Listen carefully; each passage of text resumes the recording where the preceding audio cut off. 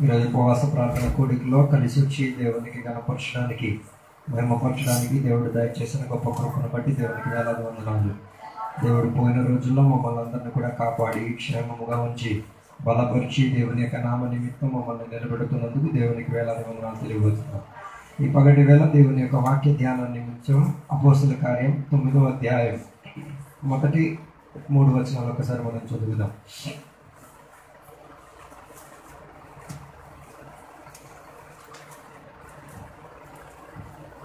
అపోస్తల కార్యం 9వ అధ్యాయం 1, 2, 3, 4 వచనం.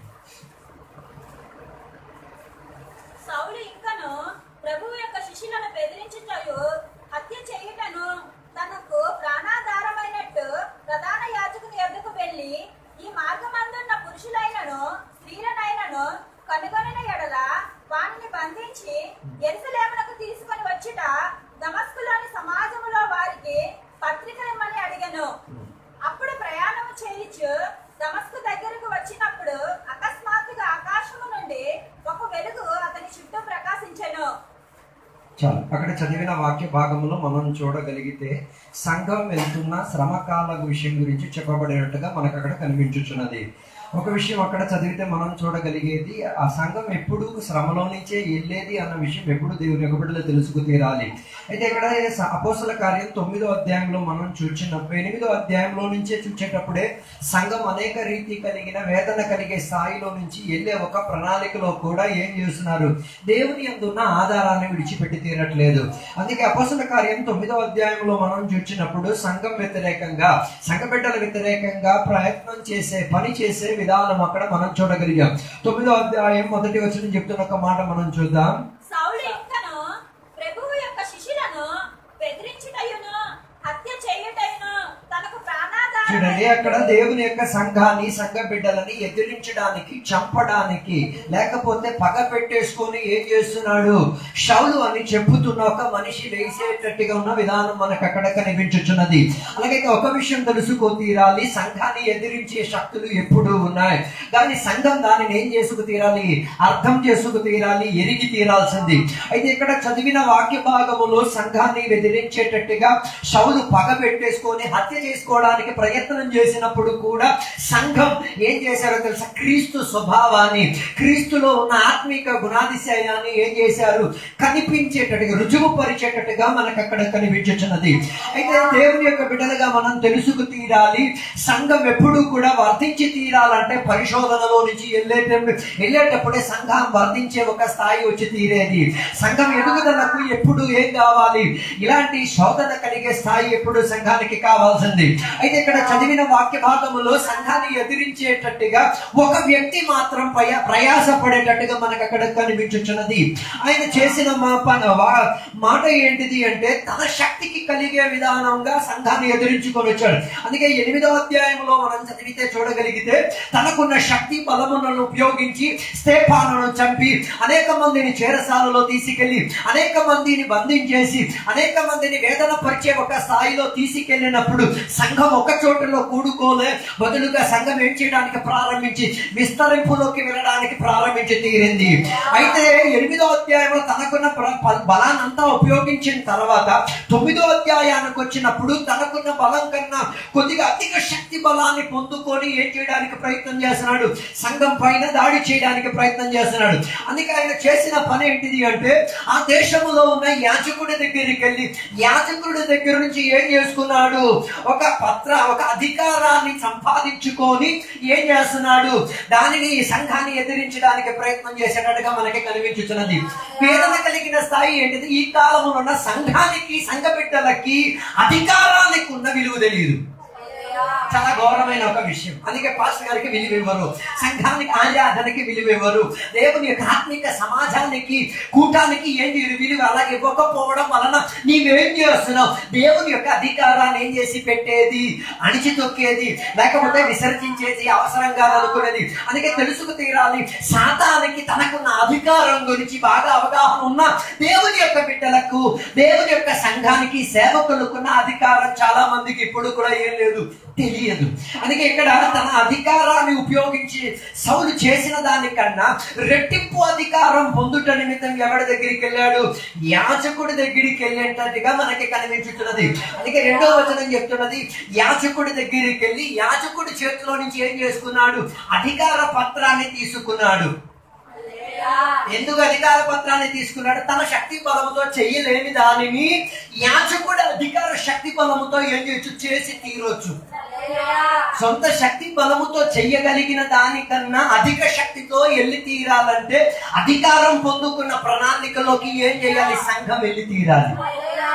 అందుకే ఇక నేను చెప్పుకొచ్చిన మాట, చాలా మంది దేవుని యొక్క బిడ్డలకు అధికారం గురించి ఉన్న విలువ తెలియదు. సేవకుడుకున్న అధికారం ఏంటి, భర్తకున్న అధికారం ఏంటో కొందరికి తెలియదు. భర్త దేనికి? ఏదో మామూలుగా ఏదో సరదాగా ఉంచుకోవడానికి కాదు. భర్త దేనికి? ఒక కుటుంబానికి ఏం చేసేటట్టుగా నాయకత్వం వహించిన వాడు, కుటుంబానికి ఏం చేసేటట్టుగా యాజక ధర్మం నెరవేర్చిన వాడు, కుటుంబాన్ని ఏం చేసేది? దేవుని యొక్క సిద్ధాంత, దేవుని యొక్క వాగ్దాన పట్టికలను అప్పగించి పొందుకోవడానికి మధ్యవర్తిగా నిలబడిన వాడు భర్త. అందుకే చాలా మంది భర్తను ఏం చేయలేదు, విలువ ఇవ్వట్లేదు. నువ్వు భర్తని విలువ ఇవ్వకపోతే నీవు అధికారాన్ని ఏం చేసి పెడుతున్నావు? దేవుడిచ్చిన అధికారం భర్త పైన ఏలాడుతున్నప్పుడు, లేకపోతే దేవుడిచ్చిన అధికారం భర్త పైన ఉన్నప్పుడు నువ్వు భర్తని ధిక్కరించేసేటప్పుడు ఏం చేసి తీరుతున్నావు? దేవుడిని ధిక్కరించేటట్టుగా ఏం చేసుకున్నావు? నీ మనస్తత్వాన్ని సిద్ధపరచుకు తీరావు. అందుకే కొందరికి భర్త మీద ఏం లేదు, అధికారం పొందుకొని ఎదిరించే ఒక స్తోమత భార్యకి లేదు. అందుకే నేను చెప్పొచ్చిన మాట, భర్త ఒక కుటుంబానికి యాజక ధర్మం నెరవేర్చేవాడు, ఒక కుటుంబానికి నడిపించేవాడు, ఒక కుటుంబానికి ఆత్మిక స్థాయిలోకి తీసుకెళ్లేవాడు, ఒక కుటుంబానికి ఏం చేసిన ఆత్మిక సంరక్షణలో ఉంచినవాడు. అలాగైతే సేవకుడి పని కూడా అంతే. సేవకుడి పని ఏంటిది? దేవుడు అప్పగించిన సంఘములు ఆయన ఏం చేసుకు తీరేది? దేవుని యొక్క అధికారం దిగి వచ్చేటట్టుగా, దేవుని యొక్క పని కార్యసిద్ధిగా జరిగేటట్టుగా, దేవుని యొక్క వాగ్దానం మాకు సంఘం అన్న కుటుంబం పైన వ్యాపరించి తీరేటట్టుగా సేవకుడు ఏం చేసి పెట్టేది? ఆ అధికారాన్ని దేవుడు అప్పగించుకొని పొందుకొని నుంచి తీరేది. అందుకే కొందరు ఏం చేసింది? సేవకులకి సలహా అడగకుండానే, సేవకులకు ఏ విషయం చెప్పకుండా దొంగసాటుగా ఏం చేస్తారు? అలాగైతే నువ్వు ఎవరిని ఎదిరించుతున్నావో ఒకసారి ఆలోచించి తీరు. అందుకే నేను చెప్పొచ్చిన మాట, సౌలు దగ్గర నుంచి నేర్చుకో. సౌలు ఆత్మికుడు కాకపోయినా అధికారం గురించి తనకు విలువ ఉంది. తనలో ఆత్మశక్తి లేకపోయినా, దురాత్మ వారినా కూడా తనకేమయ్యి అర్థమై ఉంది? అధికారం గురించి అర్థమై తీరింది. అలాగైతే పగటి వేళ నేను చెప్పడానికి కోరేట్లే మాట, దేవుని యొక్క సంఘం పరిశుద్ధాత్మ అధికారంలో ఏం చేయాలి? అధికార పరిచేటట్టుగా ఉండి తీరాలి. దేవుని యొక్క సంఘ వాక్యం అన్న అధికారం పైన ఏం చేసుకు తీరాలి? నిలబడేటట్టుగా ఉండి తీరాలి. దేవుని యొక్క సంఘ సేవకుల అధికారంలో ఏం చేయాలి? లోపడేటట్టుగా ఉండి తీరాలి. అందుకే నేను చెప్పి రావడానికి వచ్చే కారణం, అధికారాన్ని దేవుడు ఇచ్చిన దానిని ఏం చేయాలి? విలువించుకు తీరాలి. అందుకే సౌలుకు కలిగిన అధికారం దేని కొరకు తెలుసా? తనకున్న శక్తి బలం ఉపయోగించి ఏం చేయడానికి? సంఘాన్ని ఏం చేసేసుకుందాం అనుకున్నాడు, చెదరగొట్టించేద్దాం అనుకున్నాడు, సంఘ బిడ్డలను చంపేద్దాం అనుకున్నాడు, సంఘ బిడ్డల వ్యతిరేకంగా పని చేసేద్దాం అనుకున్నాడు. కానీ తన పని ఏం కాలేదు, పూర్తిలోకి రావడం జరిగింది. కారణం ఏంటో తెలుసా? ఆ సంఘం దేవుని యొక్క వాక్యానికి అధికారంలో ఉండి తీరింది కాబట్టి, ఆ సంఘం ఆత్మశక్తికి ప్రాధాన్యత ఇచ్చే ప్రణాళికలో ఉంది కాబట్టి, ఇన్ని శ్రమలు వచ్చినా కూడా వాళ్ళకి ఏం కలిగేది కాదు? వేదన కలిగేది కాదు. కొందరికి శ్రమ వస్తేనే సాక్ష్యం వస్తుంది, లేకపోతే ఊరుకున్నప్పుడు ఏం రాదు. అది నేను అష్ట తెలుగులో అది నాటకం అని చెప్తాను. అష్ట తెలుగులో ఏంటంటే నటించడం. ఎందుకంటే శ్రమ వచ్చినప్పుడు మాత్రం 4 కాళ్ళ మీద 2 కాళ్ళ మీద నిలబడడానికి శక్తి కాదు, ఆత్మశక్తిలో ఉన్న అధికారం చెందిన వాడు సంఘం లోపల మాత్రం కాదు సాక్ష్యం చెప్పేది, సంఘం బయట కూడా సాక్ష్యం చెప్పి తీరవచ్చు. సంఘం లోపల చెప్పిన సాక్ష్యం దేనికి? బయట జరిగిన దానిని ఏం చేసేది? దేవునికి ఘనపరిచేటట్టుగా ఇంకొకరిని కూడా లోనకి తీసుకొచ్చి ఘనత చెప్పించుకునే విధానమే సాక్ష్యం అని చెప్పింది. అందుకే సాక్ష్యం చెప్పాలంటే అందరి వల్ల జరిగే పని కాదు. సాక్ష్యం చెప్పాలంటే ఏం కావాలి? ఆత్మశక్తి యొక్క ప్రేరేపణ కావాలి. ఆత్మశక్తి తాకితేనే ఏం చేయగలగాలి? ఆత్మశక్తిలో నిండుదల పొందుకుంటేనే ఒక వ్యక్తి ఏం చేసుకోగలి? సాక్ష్యం చెప్పుకు తీరగలగాలి. సంఘం ఇంత మాత్రం శ్రమలోకి వెళ్ళేంత వరకు, సంఘం ఇంతగా మాత్రం వేదన కలిగే స్థాయిలోకి వెళ్ళడం కూడికలు కూడా ఏమై ఉండేది కాదు. అందుకే సంఘ బిడ్డలన్నీ ఏం చేశారు? ఇటు అటు చెదిరిపోతూ ఉండి తీరారు. అయితే అక్కడ చెప్పిన వాక్య భాగం మనం చూస్తే, సంఘ బిడ్డలను ఎదిరించడానికి ఉన్న ప్రయత్నంలో కూడా సంఘం దేవుని యొక్క అధికారంలో నిలబడడానికి ఏం చేసి తీరింది? ప్రయత్నం చేసేటట్టుగా మనకి కనిపించుచున్నది. అయితే అధికార పత్రమా సౌలు యాజకుడి దగ్గర నుంచి పొందుకొని ఎక్కడికి బయలుదేరాడు? ఇంకా నేను సంఘాన్ని సంఘ బిడ్డలను ఏం చేసి తీరుతాను, ఇంకా వేదన పరిచి తీరుతానన్న ప్రయాణంలో ఉన్నటప్పుడు అధికార సంఘానికి అధికారం చెందిన యేసయ్యకు ఆయన ఏం చేసుకోగలిగాడు? కనిపించి తీరేంతటిగా తన జీవితంలో అవకాశం దొరికి తీరింది. అందుకే ఈయన చేసిన పని మీరు ఒక్కసారి చూడండి. దాని 4వ వచనం చెప్తున్న ఒక మాట. అప్పుడు అతడు నేల మీద పడి సౌలా సౌలా, 3వ వచనం. అతడు ప్రయాణం చేయించు దమస్కు దగ్గరకు వచ్చినప్పుడు అకస్మాత్తుగా ఆకాశము నుండి ఒక వెలుగు అతని చుట్టూ ప్రకాశించేది. చూసారా, సౌలు చేతికి దొరికిన అధికారం యాజకుడి చేతిలో నుంచి అయితే దేవుని చేతిలో నుంచి ఉన్న అధికారం ఏం చేసింది? వెలుగులా ఎవరి మీద పడి తీరింది? సౌలు మీద పడి తీరింది. అందుకే నేను చెప్పొచ్చునమాట, తనకి దొరికిన అధికారం ఎవరి యాజకుడి దగ్గర దొరికింది. కానీ ఇప్పటి వరకు దొరకలేని విధానంగా ఉన్న ఒక అధికారం తన మీద ఏం చేసింది? వెలుగుగా దిగి వచ్చి తీరింది. అలాగైతే వెలుగుగా దిగి రావడానికి ఉన్న కారణం ఏంటి తెలుసా? సంఘం దేవుని యొక్క ఆ వాక్యానికి లోబడి తీరినందుకు, సంఘం సేవకుల అధికారంలో ఉండి తీరినందుకు, సంఘం ఆత్మశక్తికి లోబడి తీరినందుకు, సంఘం ఆ దేవుడిచ్చిన వ్యవస్థ లోపల ఉన్నందుకు కారణంగా దేవుడు ఏం చేసుకోలేకపోయారు? ఊరికనే ఉండలేకపోయారు. సంఘాన్ని ఎదిరించే వాడిని ఎదిరించుకు తీరేంతటిగా దేవుడు ప్రత్యక్షత ఏమై తీరింది? దిగి వచ్చేటట్టుగా మారి తీరింది. అంటే ఇంకా సంఘానికి చేయడానికి ఏం లేదు, సంఘ బిడ్డలకి చేయడానికి ఏం లేదు. దాని అధికారాన్ని ప్రభుత్వపరిచిన దేవుడే సాక్షాత్ ఏమై తీరాడు?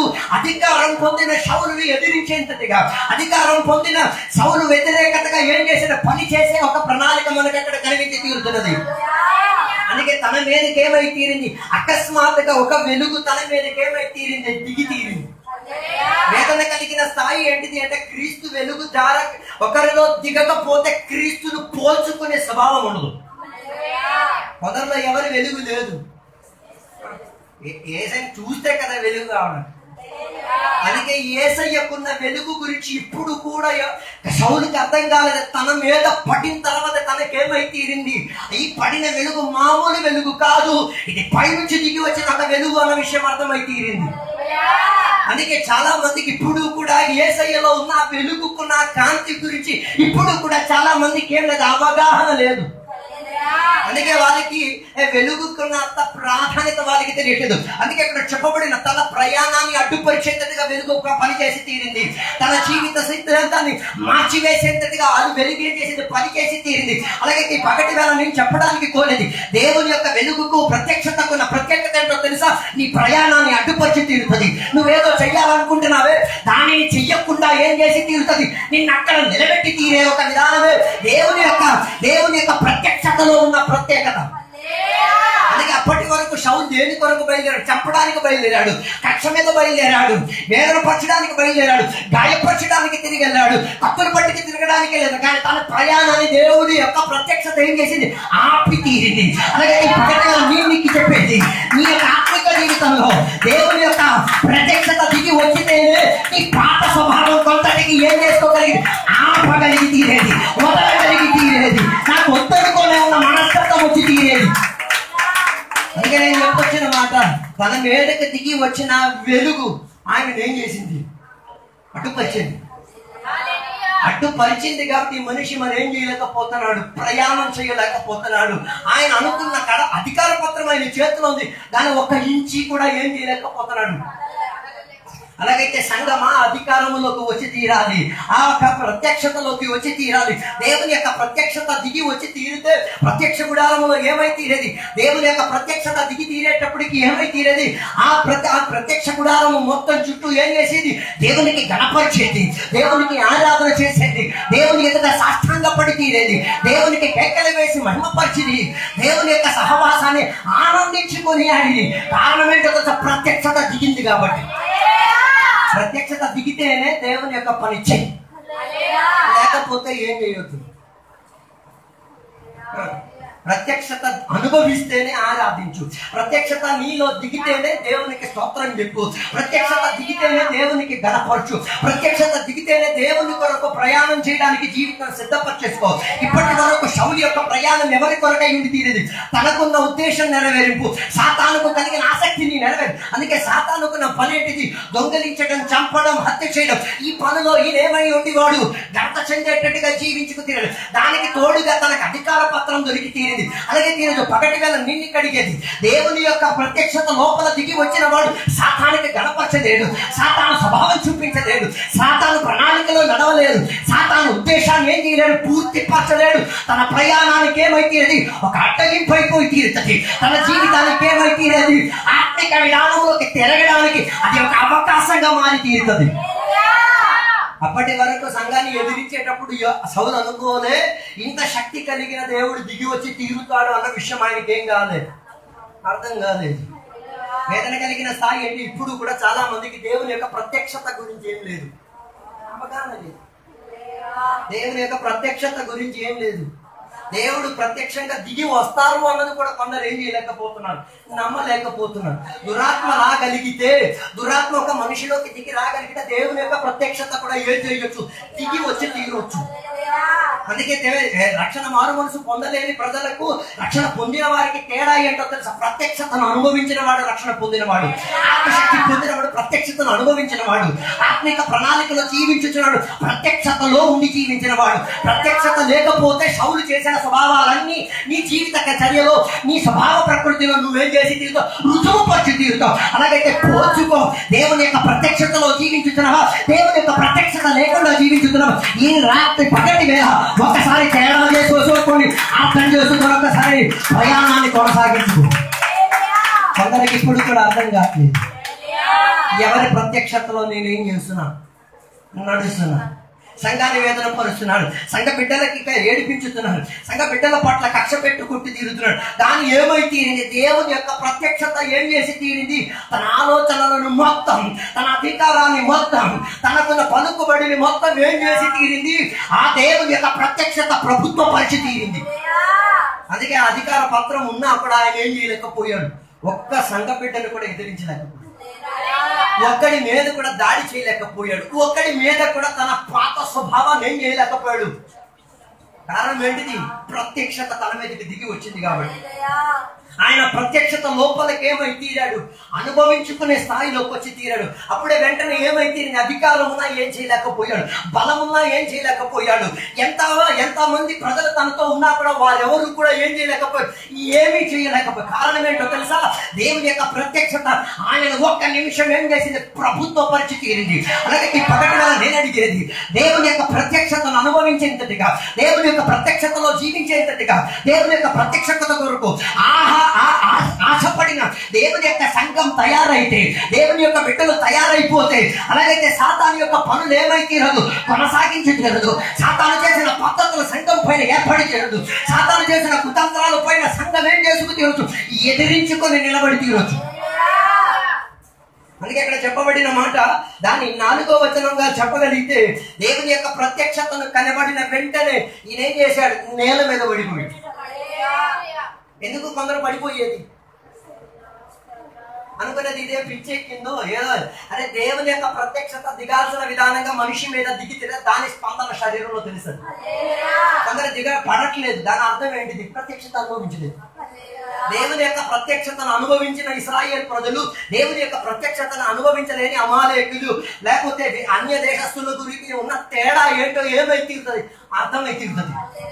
దేవుని యొక్క ప్రత్యక్షతను అర్థమై తీరిన దేవుని యొక్క ఇశ్రాయేలు ప్రజలు ఏం చేసి తీరారు తెలుసా? ఆ ప్రత్యక్షత లోపలుండి దేవునికి గణపరిచి తీరారు. ఆ ప్రత్యక్షత లోపలుండి దేవునికి ఆరాధన చేసి తీరారు. ఆ ప్రత్యక్షత లోపలుండి దేవునికి సాష్టాంగపడి దేవునికి ఏం చేశారు? దండ నమస్కారం చేసి పెట్టారు. కారణం ఏంటి? ఆ ప్రత్యక్షత వారి చేత ఏం చేసింది? మోకాళ్ళ మీదకి దిగేంతటిగా, దేవునికి గణపరచడానికి చేతులెత్తి నైవేద్యం అర్పించేటట్టుగా, వారి యొక్క శరీర వ్యయం దేవుని కొరకు యాగం అర్పించి తీరడానికి అప్పగించి పెట్టేంతటిగా ఏమై తీరింది? వంగి తీరింది, మారి తీరింది, సరిదిద్ది తీరింది. ప్రత్యక్షత దిగేంతసరికి అప్పటి వరకు వంగని మోకాలు ఏం చేసింది? అప్పటి వరకు ఎత్తని చేతులు ఏం చేసి తీరింది? అందుకే సంఘంలోకి వచ్చినప్పుడు చేతులు ఎత్తే దేవునికి స్తోత్రం చెప్పాలి. కొందరికి చేతులు ఎత్తి స్తోత్రం చెప్పాలి, అదే నైవేద్యం. కారణం ఏంటిది? ఆ చేతులతో ఎన్నాళ్ళు ఏం చేసి పెట్టి తీరావో దానిని సాక్ష్యపరిచేది. ఆ పని నేను ఇంకా కొనసాగదు, ఇక నా పని దేవుని యొక్క ప్రత్యక్షతను అనుభవించదు కాబట్టి దానికి ఘనత చెందే విధానంగా నేనేం చేసి చేతులెత్తి యాగం అర్పించి తీరుతా. అందుకే స్వభావ మార్పు నువ్వేం చేసి తీరుతున్నావు?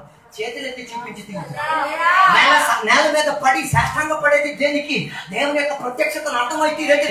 నేను మోకాల మీద నిలబడేంత స్తోమత కూడా నాకు లేదు అన్నది ఏమైతే అర్థమై తీరేది. ప్రత్యక్షత దిగితేనే ఏమైతే నేల మీద పడేది. పడటం లేదంటే నువ్వు అనుభవించట్లేదని అర్థం. అందుకే ఈ కాలంలో చాలా మందికి దేవుని యొక్క ప్రత్యక్షతలో మునిగేంతటిగా మనస్తత్వం ఏం కావట్లేదు, సిద్ధపాటు కలిగి తీరట్లేదు. అందుకే శౌలుకున్న ప్రణాళిక చూస్తే దేవునితో ఏ రీతి కలిగిన సంబంధం లేదు, కానీ దేవుని యొక్క ప్రత్యక్షత దిగి వచ్చే తన పని అడ్డుపరచబడింది. ఆయన ఏ ఉద్దేశం కొరకు బయలుదేరాడో అది నెరవేర్చలేకపోయాడు. ఆయన ఏ వాహనం మీద కూర్చున్నాడో అది కూడా ఆయనకి ఏం తీయలే, సహాయం చేసుకు పెట్టి తీరలే. అక్కడి నుంచి మనిషి ఏమై తీరాడు? కిందకు పడిపోయాడు. ఎవరు ఆయన ఏం చేయలే, కింద పడేలే, తొయ్యలే. ఎవడు వాడిని ఏం చేయలేదు, ముట్టడమో తట్టడమో ఏం చేయలేదు. వాడే ఏమైపోయాడు. కారణం ఏంటిది? దేవుని యొక్క అధికారం చెందిన ప్రత్యక్షత దిగేసరికి కూర్చున్న పదవిని కూడా ఏం చేసుకోవాల్సిన మనస్తత్వం వచ్చి తీరింది. కిందకు వదిలిపెట్టేంతటిగా మనస్తత్వం మారి తీరింది. అలాగైతే దేవుని యొక్క ప్రత్యక్షత కొరకు ఆశపడిన వారు అధికారుల కొరకు, పలుకుబడి కొరకు ఏం చేయడు, కుర్చీల కొరకు ఏం చేయడు, పరుగులెట్లాడు. పేరు ఘనత రావడానికి ఏం చెయ్యరు. ఈ కాలంలో పేరు ఘనత కుర్చీ దానికోసం ఎన్ని కొట్టుకులాడమ్మా.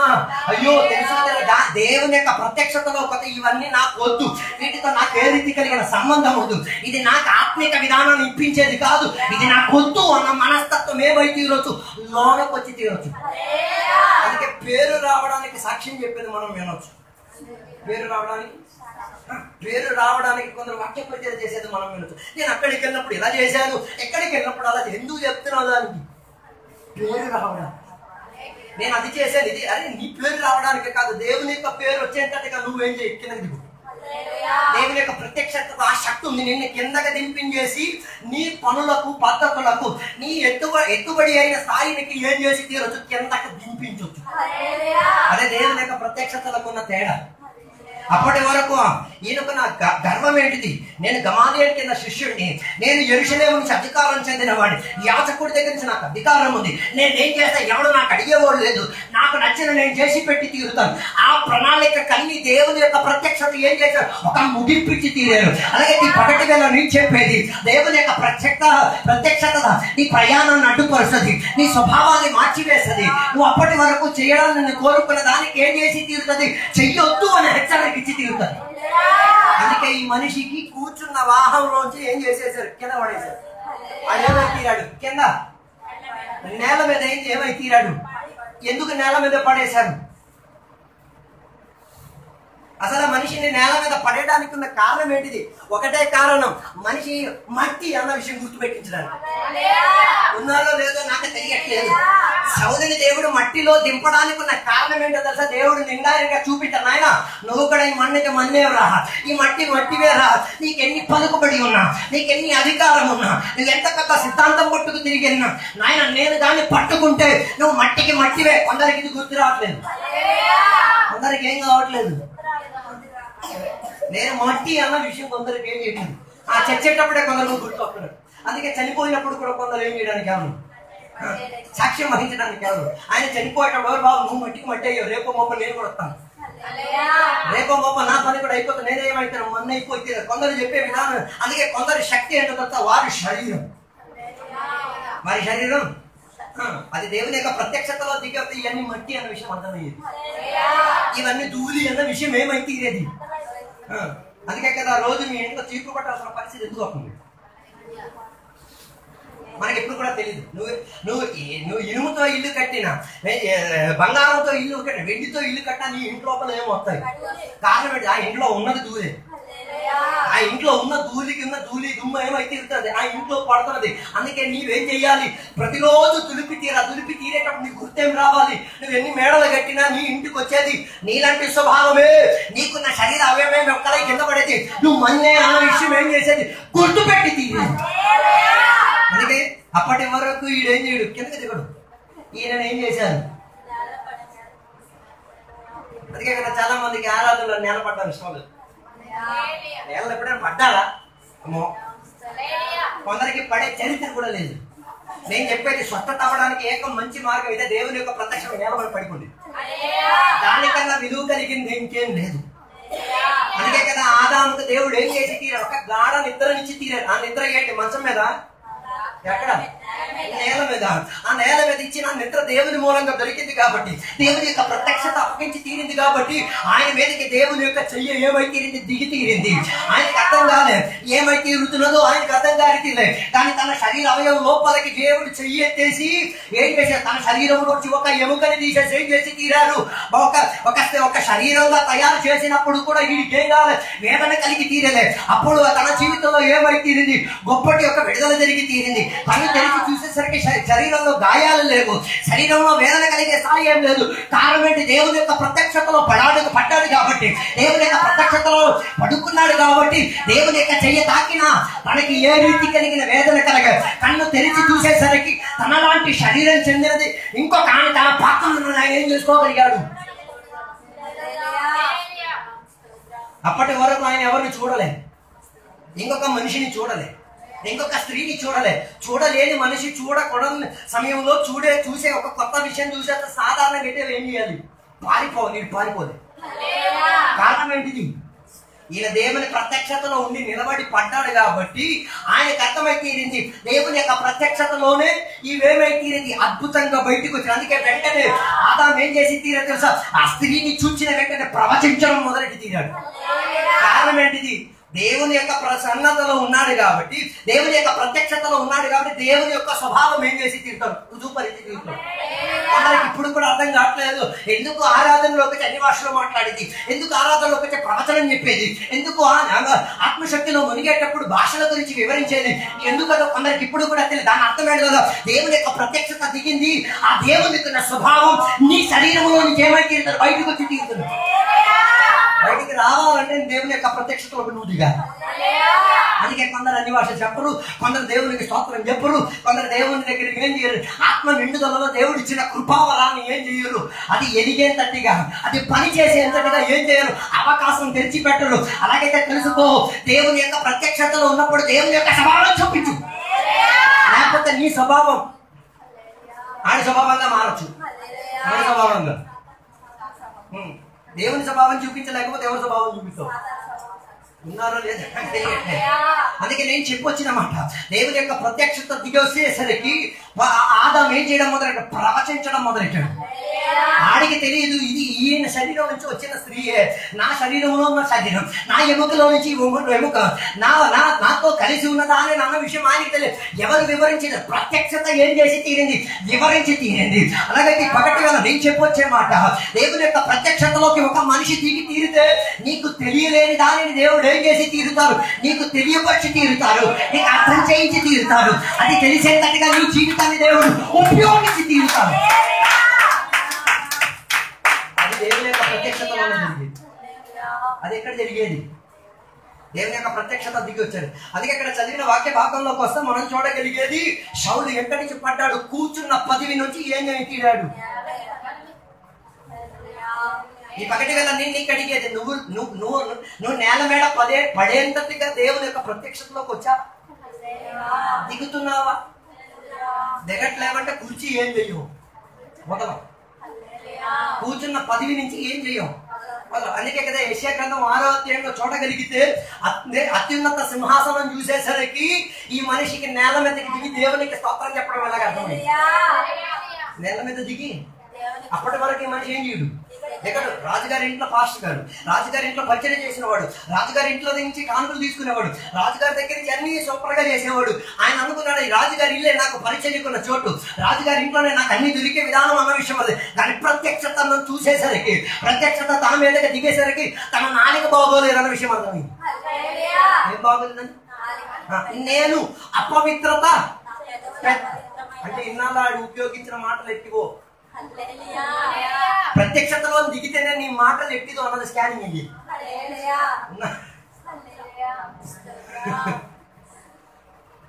ఏమైతే మాటలు ఎలాంటి మాటలు ఈ పెదవుల్లో నుంచి వస్తున్నాయో ప్రత్యక్షత ఏం చేస్తుంది? స్కానింగ్ రిపోర్ట్ ఇచ్చింది. ఇది చూసేసరికి వీళ్ళకి అర్థమైంది ఈ రిపోర్ట్ లో నాలుగు ఏం కావాలి. ఎందుకు? ఈ నాలుగుతో ఈడేం చేయాలి? రాజుగారికి పొద్దున్న లెగిచినప్పుడే దండ నమస్కారం చేయాలి. రాజుగారికి ఒకరోజు నమస్కారం చేయలేదు అనుకో, అంతే కదా. మన సంఘపెట్టలు కూడా అలాగే ఉన్నాడు. చేతులకి ప్రైజ్ కూడా వాడికి చెప్పడు. ఊరోడు అప్పిచ్చేయడానికి వెళ్ళబడి ఆడ మీద కాళ్ళ మీద పడిపోతే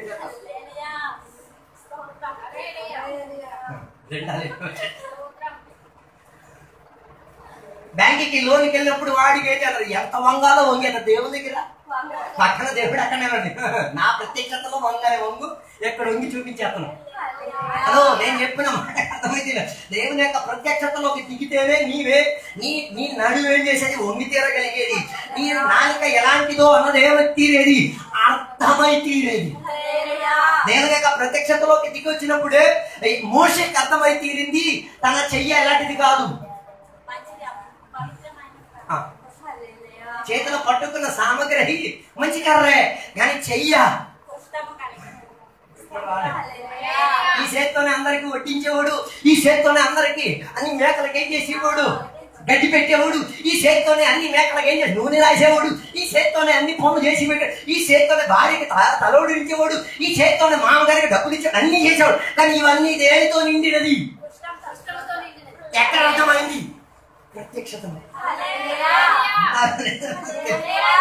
అప్పుడు ఇన్నాళ్ళు చేసినవన్నీ ఏస్తూ కష్టం చెందింది అన్నది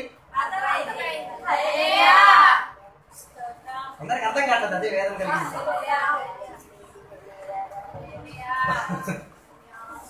కొందరికి ఏం కాదు.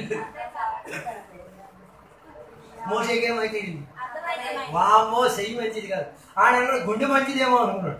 గుండె కూడా ఏం కాదు. ఎన్నాళ్ళు గుండె లోపల ఏం దాచుకొని ఉంచాడు. ఐదొక్క దేశంలో ఉన్నప్పుడు ఒక మనిషికి ఒక గుర్తుకు ఏం చేశాడు? చంపి పాతి పెట్టేశాడు.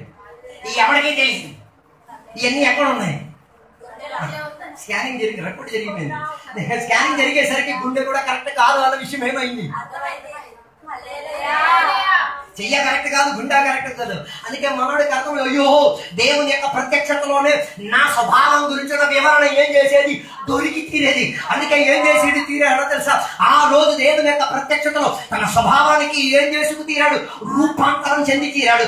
మార్పు సిద్ధపరిచి తీరాడు. ఆడు మారిన మనిషిగా ఏం చేశాడు? బయలుదేరి తీరాడు.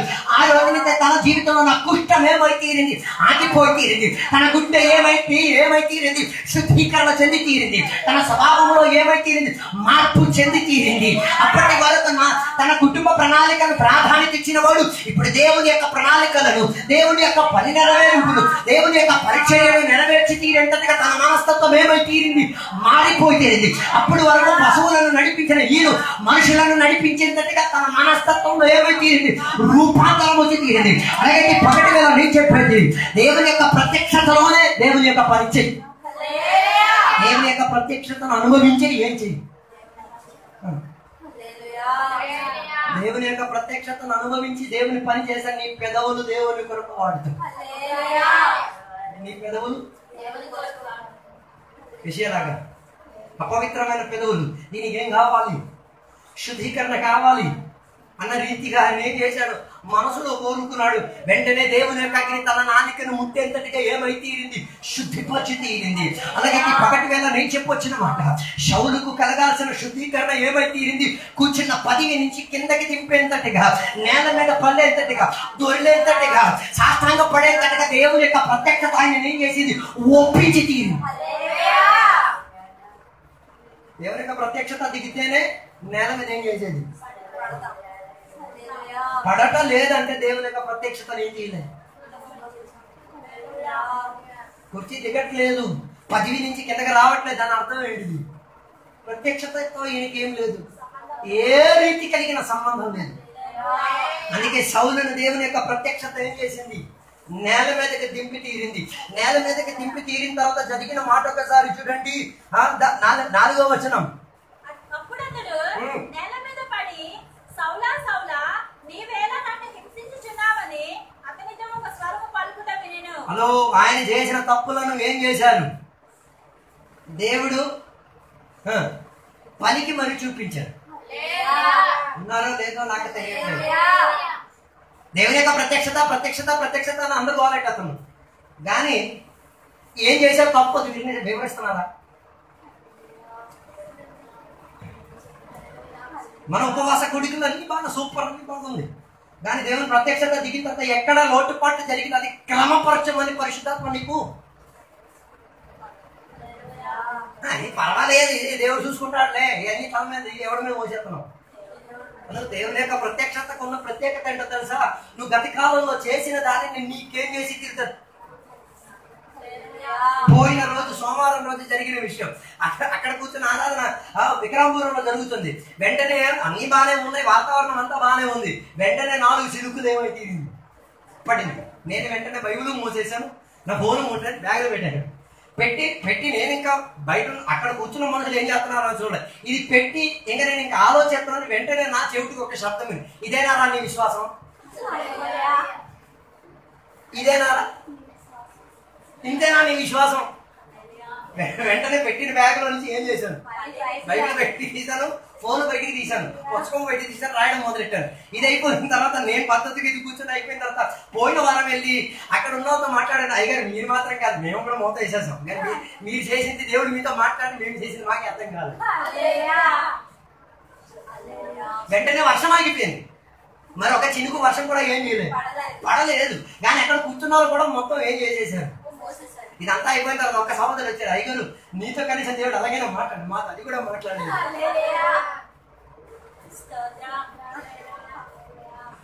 ఒక్క సెకండ్ లో ఒకరు శబ్దం విన్నారు, కొందరు అది ఏం చేయలేదు.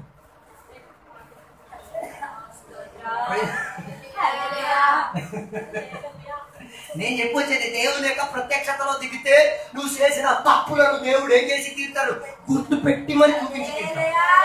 ఇది తప్పు, ఇది కరెక్ట్ కాదు, దీనికి ఏం చేసి తీరాలి? పరిహారం చేసి తీరాలి. దీనికి ఏం చేయాలి? వదిలి తీరాలి అన్న విషయం దేవుని యొక్క ప్రత్యక్షత నీకేం చేసి తీరుతుంది? గుర్తు పెట్టించట్లేదా? నువ్వు ప్రత్యక్షతను అనుభవించలేదా? గుర్తు పెట్టించలేదు, దాని అర్థం నీకేం చేయలేదు. దేవుని ప్రత్యక్షతలో నువ్వేం చేయలేదు, దిగి రాలే. కానీ అప్పటి వరకు సౌలు శోధించేది, పరిశోధించేది, వేదన పరిచేది, కొట్టేది, బాధపరిచేది, గాయపరిచేది ఎవరికి అన్న విషయం ఏమై తీరింది? ఇన్నాళ్ళకి ఏం కాలే, కొట్టేటప్పుడు అర్థం కాలే, స్టెఫాన్ని చంపేటప్పుడు అర్థం కాలే, సంఘపెట్టిన సతగబాదేటప్పుడు అర్థం కాలే, భాషగాన్ని కొరడాలతో కొట్టేటప్పుడు అర్థం కాలే, వారి విశ్వాసం ఈ చిట్టి తీసుకునేటికి అర్థం కాలే. నేల మీద పడిన తర్వాత ప్రత్యక్షత ఈయనకి ఏం చేసింది? ఇదే దేవునికి ఉన్న ప్రత్యేకత. దేవుని దగ్గరికి వచ్చే ఉన్న దాంట్లో ఉన్న నీ స్వభావ తరగతిని దేవుడు ఏం చేసి తిరుగుతాడు. నీకు ఒకటి వేళ నేను నీకు అడిగేది, ప్రత్యక్షతలోకి దిగి వదలాల్సిన సామగ్రిని ఇప్పుడు కూడా పట్టుకొని తిరుగుతున్నాం. వదలాల్సిన సామగ్రిని ఆఖాన్ లాగా ఏం చేశారు? రాజుగారు అన్నారు, మీరు ఆ ప్రాంతానికి యుద్ధానికి వెళ్తున్నారు, అక్కడ ఉన్న సామాన్లు ఏం చేయకూడదు, మూటకూడదు, అన్ని కాయసి పెడేయండి. వీడు ఏం చేశాడు? అక్కడికి వెళ్ళిన తర్వాత వీడికి టెక్నిక్ గుర్తుకొచ్చింది. ఏం టెక్నిక్? అక్కడ ఉన్న సామాన్లు ఏం చేయొచ్చు, వీడు ఎలా తీసుకొచ్చాడో నాకు అద్భుతం. ఇలా యుద్ధానికి వెళ్ళినప్పుడు ఒంటరికి వెళ్ళాడా? గుంపులో వెళ్ళాడు.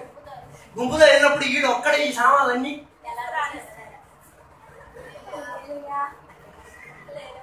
వెళ్ళినప్పుడు కలిసి వెళ్ళాడు, తిరిగి వచ్చినప్పుడు ఒంటరి జీవితం. ఒంటరిగా ఉన్నప్పుడు ఏ సామాన్లు కూడా ఏం చేయొచ్చు, ఇవన్నీ ఎత్తుకొచ్చాడు, తీసుకొచ్చాడు, ఏం చేసాడు? ఇంటి దగ్గర కూడా దాచిపెట్టాడు. ఎంత మంచోడు!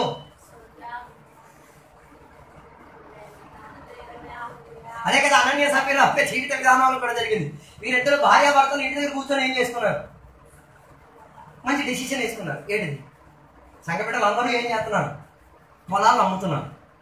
సంఘ బిడ్డలు అందరూ చేస్తున్నారు. మేము కూడా ఏం చేయాలి? అందరూ ఎందుకు అమ్మారు అన్న విషయం వీరికి తెలియదు. వీళ్ళు ఎందుకు అమ్ముతున్నారు అన్న విషయం వీరికి తెలుసు. అందరు ఎందుకు అమ్మారు?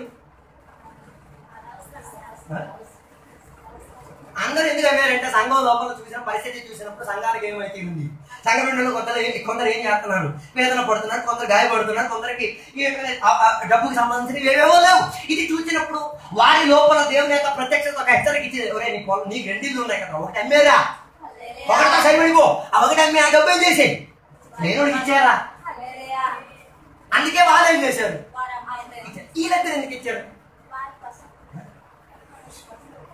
అనన్య సఫీరా దేనికి ఇచ్చారు? సంఘటన అందరూ ఇచ్చారు, నేనేమోపోతే నా పేరు అందరూ ఇచ్చారు. నేను ఈయన సంఘానికి ఏమో సంఘ పెద్ద, ఇంకా చెప్పక్కర్లేదు. పాస్టర్ గారు తర్వాత ఉన్నా పాస్టర్ గారు లేకపోతే వాక్యం చెప్పడం, పాస్టర్ పాటలు పాడటం, ఇవన్నీ చేసే పనులే. నేను మనస్తత్వం ఎట్టిది? అమ్మో వాళ్ళందరూ ఇచ్చారు, నేను కూడా ఏం చేయాలి? వాళ్ళందరూ మొత్తం ఇచ్చారు. ఇలా ఏ పని కూడా 50 అంతే కదా.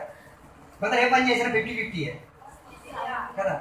ఇప్పుడు చూడండి, చేపల పడుతుంది 50 రద్దు చేశారు 50. మన మనస్తత్వం అంటే ఇంకే వస్తారులే, అక్కడ ఎవరు వస్తారు, అది మన మనస్తత్వం. 50 వరకే సగమే, మిగతా సగం వీళ్ళేమనుకున్నా తెలుసా? పొలం మేద్దాం, సగం ఇద్దరు సగం ఏం చేద్దాం. ఇది ఎవరికి ఏం కాదు. అరే ఈ నిర్ణయం తీసుకున్నది దేవుని యొక్క ప్రత్యక్షతలో, సంఘముగా దేవుని యొక్క శరీరం మొత్తం కలిసి ఏం చేసుకున్నారు? ఈ నిర్ణయం తీసుకుతీశారు. మొత్తం ఇవ్వాలా, సగం ఇవ్వాలా, ఇవ్వకూడదు, అది నీ ఇష్టం. అని మొత్తం ఇవ్వాలా, సగం ఇవ్వాలా, ఇవ్వకూడదా, అది నీ ఇష్టం. అది దేవుని యొక్క ప్రత్యక్షత నీకు వర్ణించిన ప్రకారంగా నువ్వేం చేయి, ఇచ్చుకో. దేవుని యొక్క ప్రత్యక్షత వర్ణించిన ప్రకారం నేను దేవునికి స్తోత్రం చేయాలి. మంచి శిష్యుడు అడిగిన వెంటనే మొత్తం ఏం చేశారు? వేదన కలిగిన ఈసారి ప్రత్యక్షతలో కూర్చున్న కొందరు ఇవ్వడానికి కూడా హిచ్చికిచ్చే. అడిగితే మళ్ళీ వచ్చేవాళ్ళని తెచ్చిపోతారో లేదు. మనమందరం సగానికి సగం మంది క్రైస్తవులు ప్రార్థన, దేవా ఆ శిష్యుడు ఏసై దగ్గరికి వచ్చి అడిగినట్టు నన్ను అడగొద్దే, అడిగి ఏసి రక్తం చేయం కంచేసి ప్రార్థన.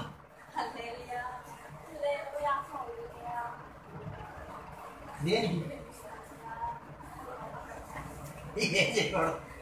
నేను విన్నాను, ఒక అమ్మగారి ఇంటి ముందు నుంచి హైవే రోడ్డు వస్తుంది. ఈ అమ్మ ఉపవాసం ప్రార్థన చేసేసి ఏం చేసింది? 4 ఇటుక ముక్కలు తీసేసి 4 మూలకి వేసేసింది. నేను ఆ ఇంటికి లేదా ఏంటమ్మా అక్కడ పెట్టావు? లేదు నేను బంధించి పెట్టా. దేనికి? హైవే రాడు.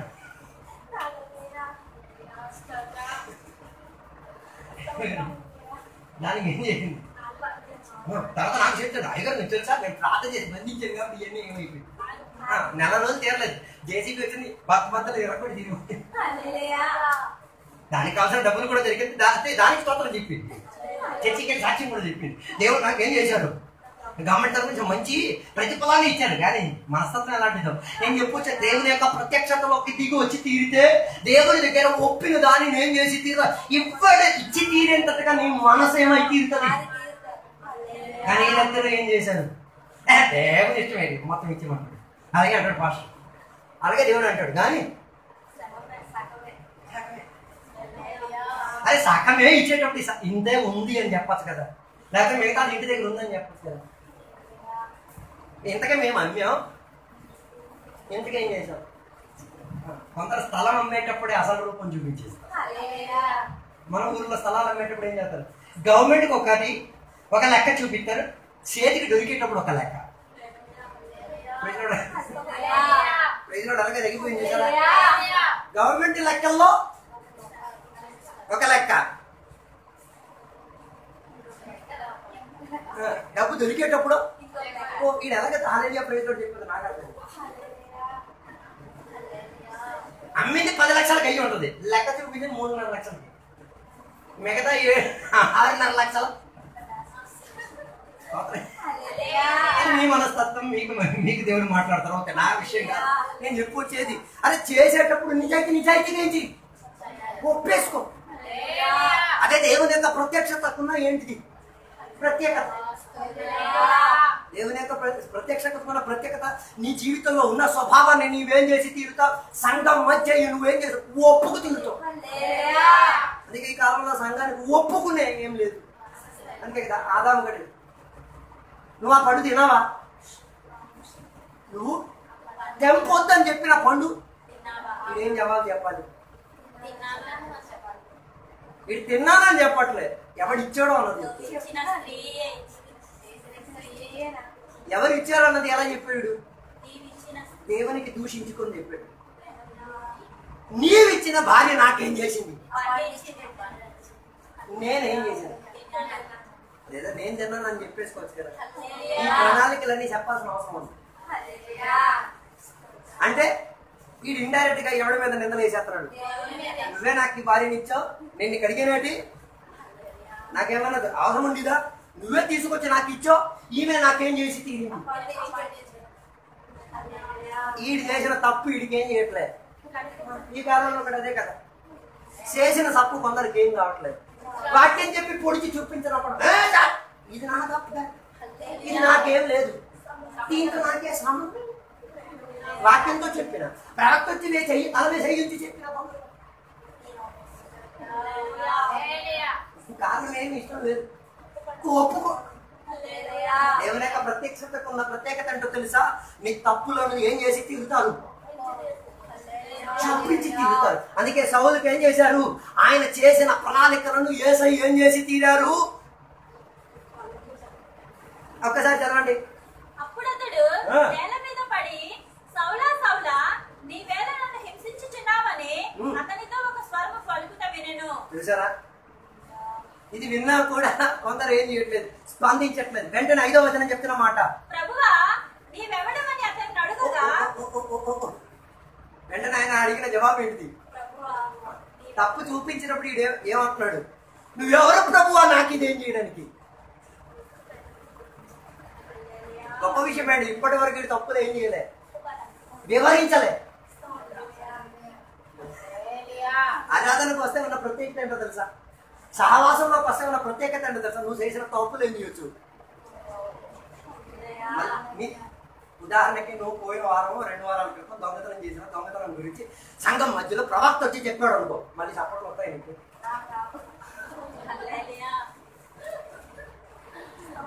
మళ్ళీ గెంతేసి దేవుని గారు చేస్తావా? ఎవడు చేయలేడు, వదలలేని వాడు చేయలేడు, వదలగలిగిన వాడు ఏం చేయొచ్చు. నాకు ఆశ్చర్యం కలిగిన మాట అదే. అనన్య సప్పిరా చేసిన తప్పు గురించి సంఘ సభ్యుల మధ్య ఏం చేశారు? మేము వివరించుకొని చెప్పారు, కానీ సంఘం లోపల ఎవడు ఏం చేయలేదు, ఈ చేసిన తప్పు మాట్లాడలేదు.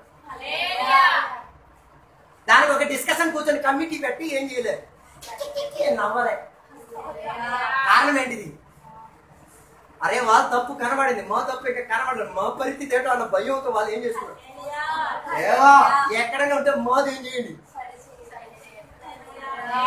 సంఘం మధ్యలో వాక్యం మూలంగా ఆ ప్రవక్త మూలంగా దేవుడు ఒక్కడికి బయలుపరిచినప్పుడు మిగతా వాళ్ళు కూడా సహకరించారు. ఏమని? కికి నవ్వడానికి కాదు, అమ్మో వాడిది చెప్పాడు, నాది చెప్పకుండా నాకు రుజువు పరచండి, క్రమపరిచి తీరడానికి నేనేమైతే యోగి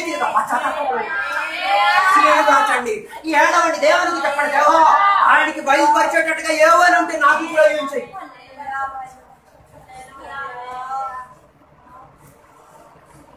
ఈయన చేసిన తప్పు ఏం చేశారు? ఎప్పుడు పెళ్లి కూర్చోడు, కుర్చీ మీద కూర్చున్నప్పుడు కాదు, కిందకి దింపించేసే నీ తప్పులను ఏం చేసి తీరుతారు? గుర్తు పెట్టి తీరుతారు. ఆదాము చేసిన తప్పు అన్న విషయం ఆయనకి ఎలా గుర్తు పట్టించి తీరారో తెలుసా? ఏ తోట ఆయన చేతికి అప్పగించారో ఆ తోటలోంచి ఈయన ఏం చేసేసారు? బయటికి తోలు వేసేసి దానికి ఏం చేసి తీరుతారు? కత్తులతో దేవదూతలను పెట్టిన తర్వాత వీడికి అర్థం చేయించి తీరారు. నాయనా నువ్వేమై తీరావు? పడిపోయావు. నువ్వేం చేసావు? మాట వినలేదు. నువ్వేం చేసావు? తప్పు చేసావు అన్న దాన్ని ఏం చేశారు? అప్పటి వరకు ఇడికి ఏం కాదు. ఆ తలుపు దగ్గరికి వెళ్ళి మాత్రం వెళ్ళి తీశారు. అమ్మో ఇన్నాళ్ళు నేను లోపల ఉండి ఇవ్వండి, ఇప్పుడు నేను ఎక్కడ. ఇలా రోజు ఆ తోట సమక్షతలో ఉండి ఇలా రోజు చూడటమే, చూసి ఏడ్చి వెళ్ళిపోవడమే తప్ప దీనికి పరిహారం చేయడానుకున్న మార్గాలు ఏం చేయట్లేదు, చూసి తీరట్లేదు. కానీ తన పిల్లల వంశావళిలో వచ్చినోడు ఏం చేశాడు తెలుసా? ఇది దాటి తోరడానికి, ఇంత లోపల ప్రవేశం పొంది తీరడానికి నేనేం చేసి తీరాలి, దాని కొరకు నేనేం చేసి తీరాలి, వధించాల్సిన గొర్రె పిల్లలు తెచ్చి తీరుతాను, ఆరాధించాల్సిన ప్రణాళికలు చేసి తీరుతాను, దేవునికి కనపరచాల్సిన ప్రణాళిక చేసి నేను లోనికి వెళ్తాను. ఏ తోటలో నుంచి నాన్న బయటకు వచ్చాడో అదే తోటలోకి నేనేం చేశాను తీరుతాను, ప్రవేశం పొంది తీరుతాను, లోనికి తీరుతాను, ఆరాధన చేసి తీరుతాను. నాన్న చేసిన తప్పులను వీడేం చేశాడు? నాన్న చేసిన పొరపాటు కొడుకుగా, ఇద్దరు కొడుకులు ఉన్నారు, ఒకడే చేశాడు, ఇంకోటి ఏం చేశాడు? ఈ ఆడి మీద దాడి చేసుకున్నాడు.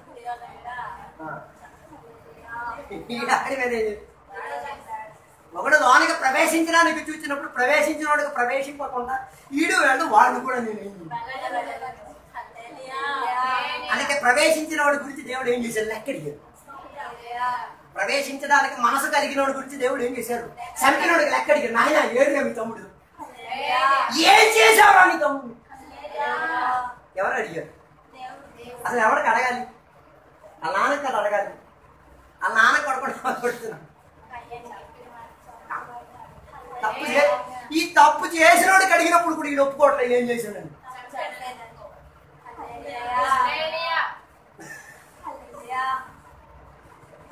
గొప్ప విషయం ఏంటిదంటే ప్రవక్త రాలే, సాక్షాత్ దేవుడే ఏం చేశాడు.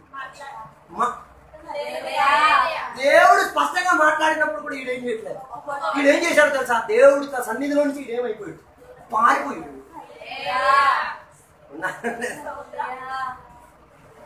దేవుడు మాట్లాడినప్పుడు కూడా ఈడేం చేయడానికి ఇష్టం లేదు. లేదా నాకు తెలియదు. కానీ చదువుకున్న ప్రత్యేకత తెలుసా? దేవుడు మాట్లాడడం మొదలెట్టేసరికి ఒప్పుకు తీరడానికి ఏం చేసుకున్నాడు? మనస్తత్వాన్ని చేసుకున్నాడు. అందుకని నేల మీద పడిన తర్వాత అడుగు, నువ్వు ఎవరు ప్రభువు? అసలు భాష ఏమడగాలి, నువ్వు ఎవడరా అని అడగాలి.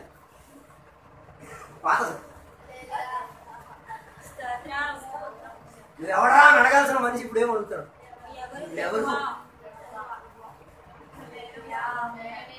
ఎవరు ప్రభువా అన్న రీతిగా తన స్వభావంలో శబ్దములో ఏమొచ్చి తీరింది. ఇదే దేవుని ప్రత్యక్షతలో ఉన్న ప్రత్యేకత. నీ శబ్దము కూడా ఏమై తీరుతుంది? మార్పు చెందేటట్టుగా మార్పు. నా మాటలు నేను ముగించాలని కోరుతున్నాను. స్వభావ తరగతిలో మార్పు వచ్చిందా? ఆ దేవుని యొక్క ప్రత్యక్షతలోకి దిగిరా. శబ్దములో మార్పు వచ్చిందా? దేవుని యొక్క ప్రత్యక్షతలోకి దిగిరా. జీవిత విధానంలో మార్పు రావాలా? ప్రత్యక్షత లోపలికి దిగిరా. అలాగైతే అన్నింటిలో ఏమొచ్చి తీరొచ్చు? మార్పు వచ్చి తీరొచ్చు. నువ్వు ఎవరు ప్రభు అని అడిగిన వాడు దేవుని యొక్క దగ్గర నుంచి స్వస్థత వచ్చేంత వరకు తన ఇంటి లోపల ఏం చేసుకొని కూర్చున్నాడు? ప్రార్థన చేసుకొని కూర్చున్నాడు. 3 రోజులు పట్టింది వీడి లిస్ట్ మొత్తం బయట తీయలేదు. 2 రోజులు పెట్టి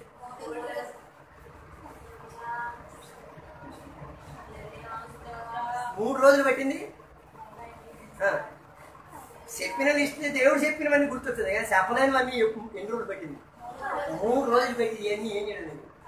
నేను అడిగేది రక్షణ పొందేటప్పుడు యేసయ్యా ప్రభు అని ఒప్పుకునేటప్పుడు వదలాల్సినవన్నీ వదిలేనా ఒప్పుకున్నా?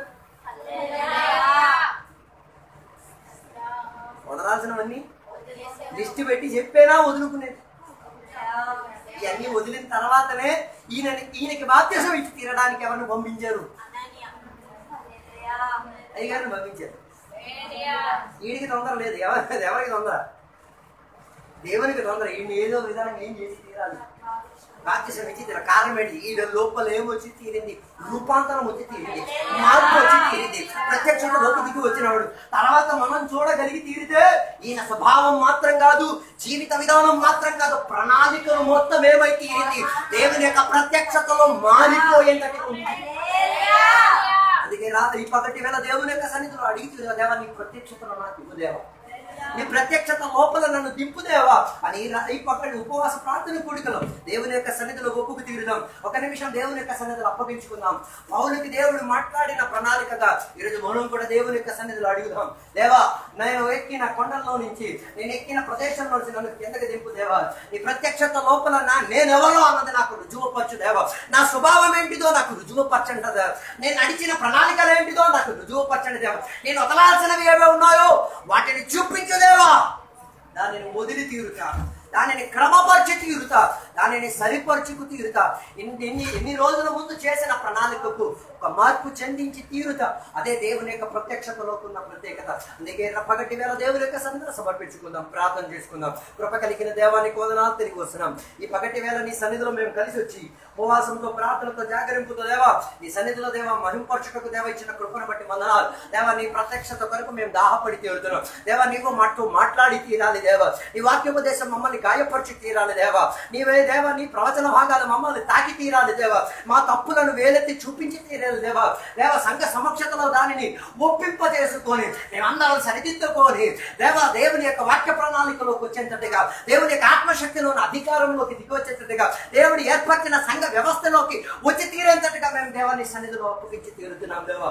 ఎక్కడైనా పొరపాటు జరిగి తీరుంటే, ఎక్కడైనా వదలాల్సినవి ఏమైనా ఉండి తీరుంటే దేవా, మమ్మల్ని పెట్టించినందుకు స్తోత్రం దేవా. దానిని వదిలి తీరేంతట్టుగా ఒక ఆత్మిక స్వభావం మాకు ఇచ్చి తీరినందుకు వందనాలు దేవా.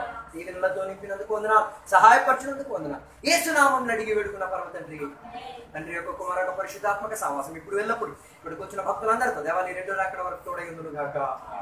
యేసు రక్తమే జయం, యేసే వాక్యమే జయం, యేసే నామమే సంపూర్ణ విజయం కలుగును గాక. ఆమేన్. అందరికీ వందనాలు.